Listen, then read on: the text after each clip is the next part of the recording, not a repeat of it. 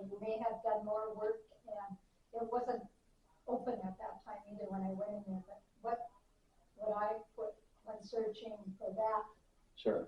So what I can say, so Civilian Conservation Corps, for any of you who might not know, so that Isabella, up there, I do know that. yes, and so we have a permanent CCC exhibit on our campus that's open during the summer season, and this is a little roundabout, but it'll kind of paint the picture for the CCC. The reason we have that exhibit that opened up in the mid-90s is because one of the largest, if not the single largest chapter of CCC alumni was based out of Virginia, Minnesota. And because they were so nearby, they were so in the 70s and 80s, there were still so many of them there around. They basically worked with the staff at the time to create this permanent exhibit. Because of that permanent exhibit, we have become, our organization has kind of become the de facto museum and repository for Civilian Conservation Corps material. Typically what we have are small personal collections that have been given to us initially by the CCC boys themselves, and then eventually over time, other family members. At some point, the family might have decided, you know, no one's really interested in keeping this in the family anymore, so they would donate that material to us. For those collections, and we have hundreds of them, we try to create finding aids to describe those materials. As far as, so a couple of things. I've never heard of an AWOL list at all, but that doesn't mean it doesn't exist. More importantly, perhaps, though, I am not aware of, there's no single authoritative list that I know of that names all of the boys who were in these CCC camps. Right. There's no such list that I know of that exists. These camps were run by the feds, though. The other important piece to know about that, though, and I think you might have referenced it, because the feds ran these camps, again, they kept a personnel file on every one of those boys who was in that camp. And those records are maintained by the National Archives, and you can still request them. But here's the rub. Typically, if you're going to submit the form, not surprisingly, they want as much detailed information that you can provide about that individual that you're asking in order for them to be able to find the record. But it's kind of a weird oxymoronic kind of situation, because typically two of the primary pieces of information I'll ask from you is what camp was he at, or what company did he belong to? And typically, the reason someone is requesting that file from the feds in the first place is because they don't know where their relative, what company they were in, or what camp they were at. So I don't know if that answers your question. But I know there was a little newspaper thing. Some of the camps put out their own little newspapers also. And yes. Unfortunately, it was on somebody else. Okay. Yeah. So there again, just like how high schools typically have historically done their own student newspaper, right? The camps basically did the same thing. And again, at our facility, we have microfilm copies of pretty much all of those newspapers from all of the camps, and in some cases, we actually have the original hard copies of those newspaper camps. So that's only open in the summer? The exhibit is only open in the summer, but all of the historical collections that we have are at the research center and available all year round. Thank you. Yep. Any other questions? What kind of camps are these?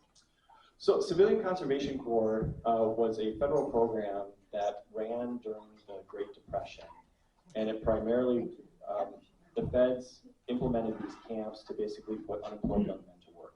And so would that include, like, I don't know, because I'm finding like lots of documents related to my grandma's dad. Like, he obviously lived in some kind of a boarding house. Like, it's like so many people in one thing, and I'm like, well, it's tied to the railroad somehow. Oh, so maybe that sounds more fun, because the camps were literally, typically these camps were, they tended to be forest related activities or soil conservation related activities primarily.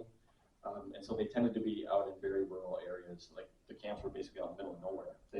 They basically go out in the middle of the woods, build barracks, and do their stuff there in the middle of nowhere. So I just assume that up in the Iron Range, where, you know, I guess I don't know the history that much, but I'm guessing the railroad's just right there, hauling iron stuff out of there, or Yep. what was going on? Yep, well, typically just in very basic terms, the range initially started because of the pine. So it was logging. And then eventually when they realized when the pine was gone, and they learned that there was iron ore underneath, then iron ore became the dominant industry. And so that's typically, the railroad industry was primarily first for logging. And then No, for it's mining. just a whole. You're right, yep. I have a question about like No more trees.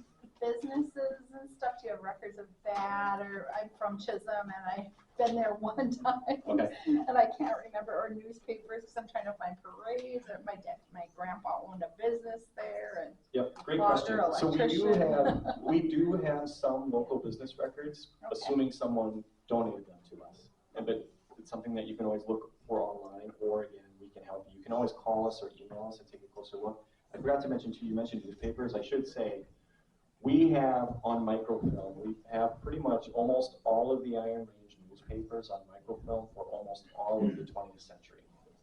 okay, so like sports teams, we could look up and things that they were in. And do you, oh, go ahead. I was just going to say with the newspapers, the caveat though is it's not indexed. So if you're trying to find something, you literally just have to go, day by day, page by page. And do you still take like I might have a lot of different records that my dad collected or something. I know he donated his CCC picture many years ago for Brinson. But do you still take some of that stuff? We do. Yep, and I would be the person who would work with you on first just determining whether it's appropriate for us to add it to our permanent collection, and then if so, I'd be the person who would work with you to make that happen. Okay. So how would you do that? Just like bring the stuff to you, contact you? Yep, generally what I would suggest is an email or a phone call first, rather than just a cold visit. I mean, you're certainly welcome to do that, but again, generally, since I'm the person, it generally works better to have a conversation first. I have a box of stuff that came out of when we remodeled our house is over 100 years old. Well, they put in the ceiling, like newspapers, Sure. magazines, stuff like that. Yep, we can certainly have that conversation. So there's one. Sure. We typically, generally what we're interested in is stuff that relates to the Iron Range. Technically where we're at is what we would consider outside of our service area, but you always can contact the Carleton County Historical Society too. I'm not saying that we should. I'm up towards the range. You are, okay, got it. Very good. Any other questions?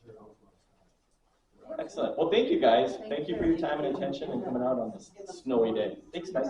Thank you.